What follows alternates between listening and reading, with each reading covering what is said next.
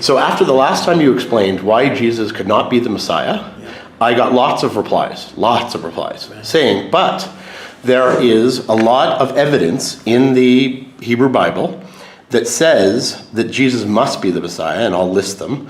He was born in the Messiah will be born in Bethlehem, born of a virgin, heir to the King David's throne. Isaiah describes the Messiah will be crucified for his sins. The Messiah would be resurrected from the dead, and would come before the destruction of the temple. These are the highlights that they gave me lists. So, could you speak to that?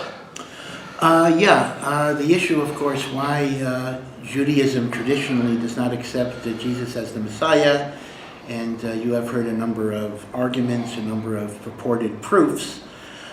So if we go through them, obviously some of these proofs are relatively meaningless. Born in Bethlehem means nothing because there were plenty of people born in Bethlehem. Being a descendant of King David, well, indeed, we do believe in our tradition that the Messiah will be a descendant of King David, but once again, that doesn't prove the converse, that a descendant of King David is the Messiah. Moreover, within the New Testament itself, and again, I accept that Christians probably have an answer, but once again, the concept that Jesus is descended from David is via Joseph, when in fact the doctrine of the virgin birth seems to connote a different father. So Christianity is going to have to deal with that contradiction and of itself. But okay, again, I assume they probably have some resolution to that problem. The issue of the Messiah coming before the destruction of the temple, I honestly do not know a source for that. Our tradition is exactly the opposite. Daniel 9:26. Well, again, these verses can be interpreted in different ways. The book of Daniel is notoriously obscure, and the fact that a Christological interpretation is offered cannot be considered proof because there are many alternative interpretations. Now, the general messianic redemption that's described both in the Hebrew Bible and in the Talmud does suggest the opposite, that there will be a galut, which means an exile, there will be a destruction, and the Messiah will come and be God's agent for redemption and for rebuilding the temple. One interesting text that they do cite is the notion of the virgin birth. And here I do want to point out that this is a famous controversy. There is indeed a prophecy in Isaiah that talks about and I'll use the Hebrew word, the Alma conceiving and giving birth to a child. And the Christian understanding of the word Alma is Alma equals virgin.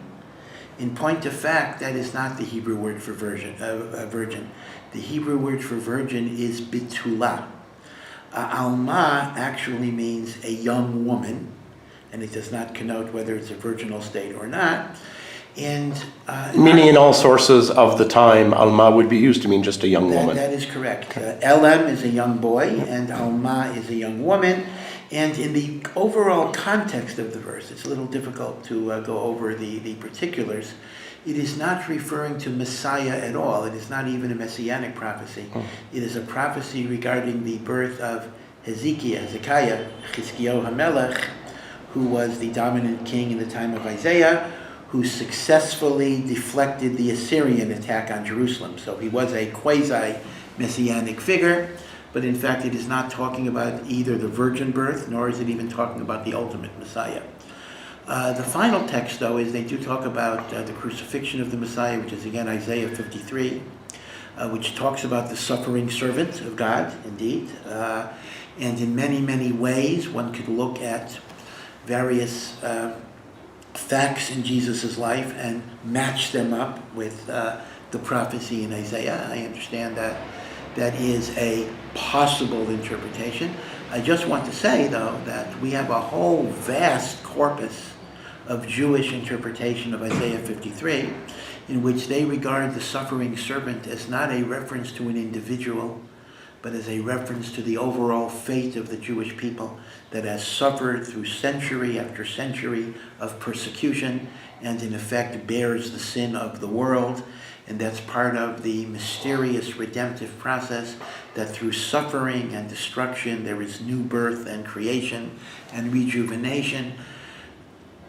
I may be getting out on a limb here, even among my Jewish friends, and that is, in some ways, much of the Christian symbolism of the crucifixion is, in a sense, building on a mystical view of the Jewish people themselves. This concept that through suffering on behalf of the world, the world is somehow brought to a better and deeper and more spiritual place. We kind of go with that symbolism as well, except we apply it to the entire Jewish nation as opposed to an isolated person. So if you look at the classical biblical commentaries, you will see that the suffering servant of God, according to many, is interpreted as a reference to the Jewish people. So, as I say, a text cannot be a proof if there are multiple interpretations of a text. So, yes, if you interpret text A to mean X, then you can prove your proposition, but it doesn't have to mean X. There are many, many alternative interpretations. And how do you choose among them, I think, is whether or not it is consistent with your overall theological orientation. I had mentioned before, without repeating everything in my earlier talk, that we do not believe primarily that the Messiah will have a second coming. Once the Messiah comes, he will complete his mission, which Jesus did not do. We cannot accept that, although we cannot accept the abrogation of the Sinaitic covenant, because it is part of our theology that the Torah that was given to Moses remains binding.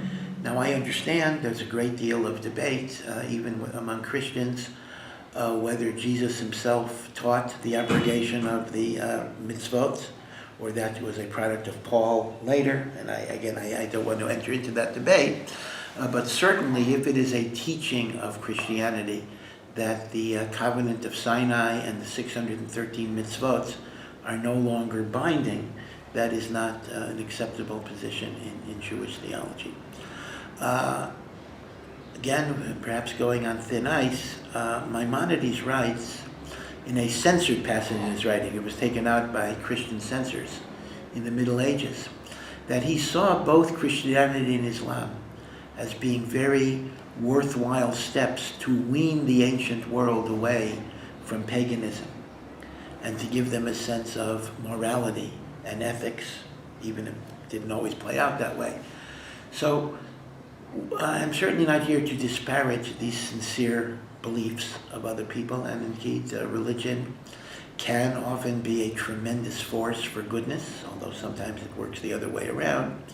But certainly I cannot say that the Jewish texts are proofs for Christian beliefs, since we in our own tradition have absolutely alternative and contradictory interpretations of those very texts. So that's my little piece. Hey guys, please contribute to the program. You contribute in lots of ways. You can subscribe. You can come film with me. Just let me know, and I'd love to have you come film with me.